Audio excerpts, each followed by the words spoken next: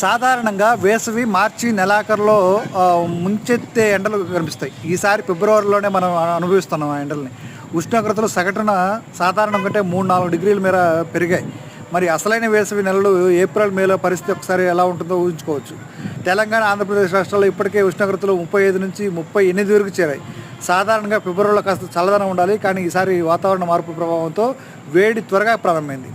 వాతావరణ నిపుణులు చెబుతున్న ప్రకారం ఈసారి వేసవి తీవ్రత మరింత ఎక్కువగా ఉండే అవకాశం ఉంది.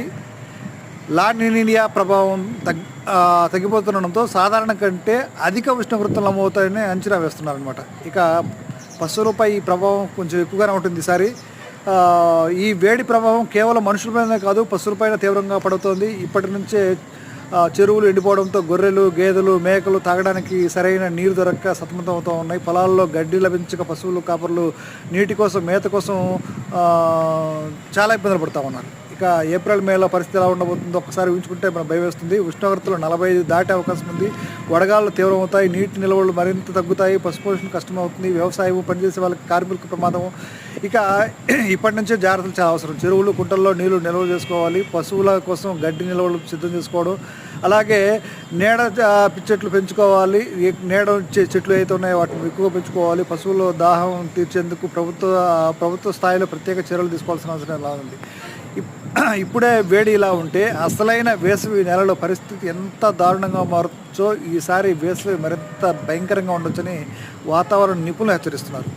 ఇక ప్రభుత్వాలు, ప్రజలు ముందస్తు చర్యలు తీసుకోవాల్సిన అవసరం ఎంతైనా ఉంది. ఈ పరిస్థితులు చూస్తే ఇప్పుడు మీరు ఇక్కడ చూస్తున్న చిత్రాలు, ఇక్కడ ఇళ్ళ మధ్య అంటే మీకు పొలాల్లో గడ్డి దొరక్క, మంచినీరు దొరక్క ఇళ్ళ మధ్యనే ఉంచుకుంటూ ఆ ఇళ్ళ మధ్య ఉన్నాక కొంచెం పచ్చదనాన్ని వాటితోటి ఆ గడ్డి అందిస్తూ ఈ గొర్రెల కాపర్లు చాలా ఇబ్బందులు పడుతూ ఉన్నారనమాట.